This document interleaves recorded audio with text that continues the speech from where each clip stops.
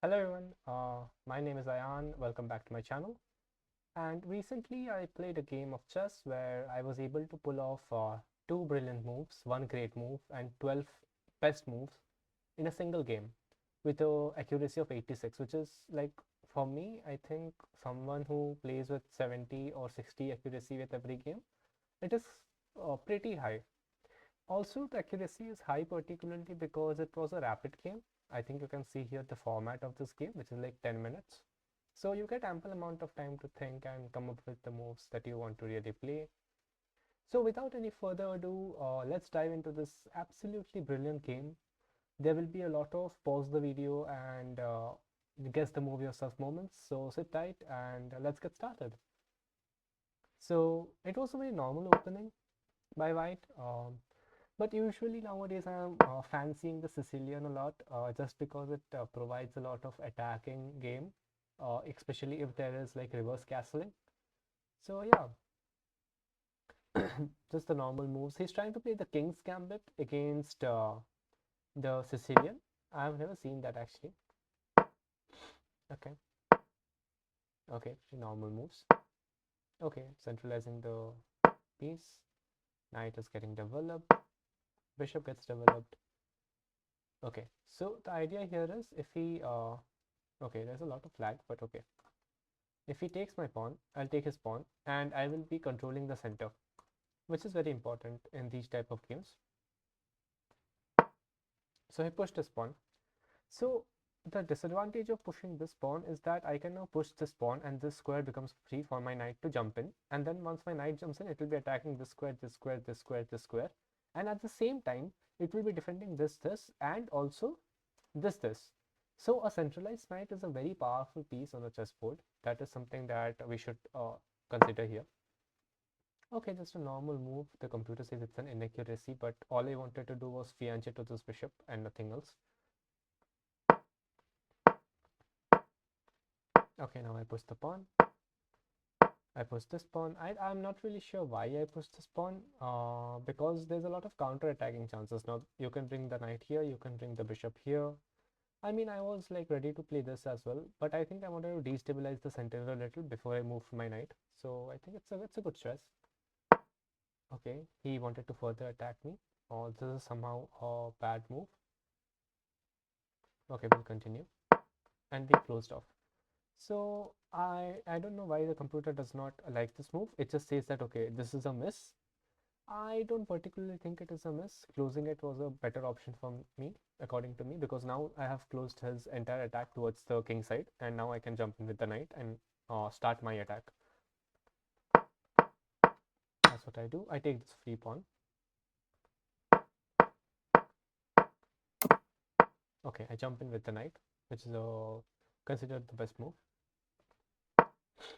I don't think this move particularly was the best. I would still go for this move early on. Yeah, I would still go for this move early on. Got my queen in the attack, and then he played this. Now you can pause the video at this moment. You don't need to see the board. You don't need to see the right side. You can pause the video right now and find the brilliant move that I played in this particular position. So I hope you found the brilliant move. I will go through the game once I am completed with it. I will analyze and I will let you know what I was thinking while I played the move. So I played this move, check. So my idea here, for understanding this idea here, you have to foresee a lot of things. For example, it's like seeing the future. For example, now let's say he takes the knight, right? What is your idea after he takes the knight? Are you going to take back the pawn? What is going to happen after that? If he takes back with the queen, there is no attack building there, right? So that is useless. So if you're sacrificing this knight, you must calculate what is your next move going to be. So if he takes the knight, what I thought was I will be taking this pawn, right? But if I take this pawn, he can take this knight back. But even if he takes the second knight back, by playing this knight here, I freed up this square for my bishop. You remember I told you why I wanted to fianchet to this bishop. It was all along this my plan to bring my bishop in the center and try to attack here. So this is how the attack went. He took the first knight, and you have to see this move. Without seeing this move, the entire game is lost. You have to sacrifice the second knight. That's the second brilliant move. Now, after he takes the second knight, you have to see this move. Otherwise, the entire thing is ruined. You have to see this move. Great move. Now, the only possibilities for him for not getting checkmated is because I'm threatening this check, king here, and mate. Right. Now, if he wants to stop this check, the only possibility for him is to push this pawn. But I have en passant. And if he takes with the queen here, it's the same thing. Check. And then probably check goes here. And I don't know. Let's see what I played. Takes. Oh, you cannot take this pawn because it is guarded by the queen. Wow. And your queen cannot go here and here because this is guarded by the pawn and this square is guarded by the bishop. So he goes here. I give him a check. I take his pawn. King goes here. And now I trap the queen. After this position, I think there were some chats that were going on in the chat window. Like, I don't know if I can pull that back up. There were some chats that were going on. This at games, new analysis, flipboard, toggle charts, add to library, factors was computer saved analysis, share. Okay, so probably I'm not able to pull up the chats that were going on in the window at this given moment of time. But yeah, I trapped the queen, and after this position, he actually thought of resigning it. He played for a couple of more moves. I took his queen. Oh, I gave a first check. Okay. Because even if he goes here with the queen, then I'll just take with the pawn.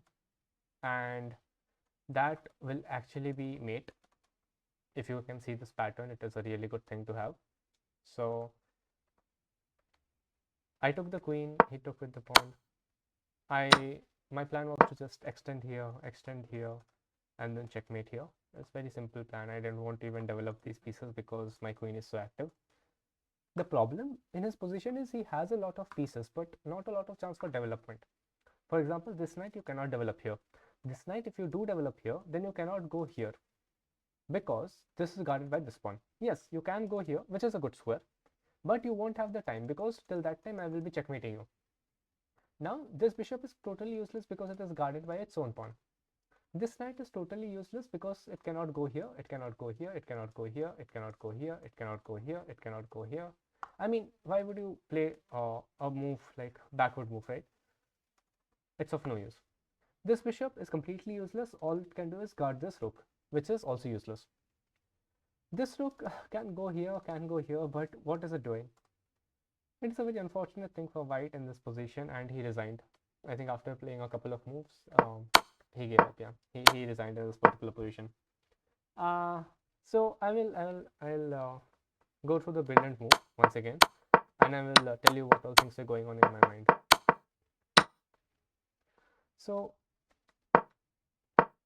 the moment, like here you can see it's 8 minutes 28 seconds, and when I played this move in 2 seconds.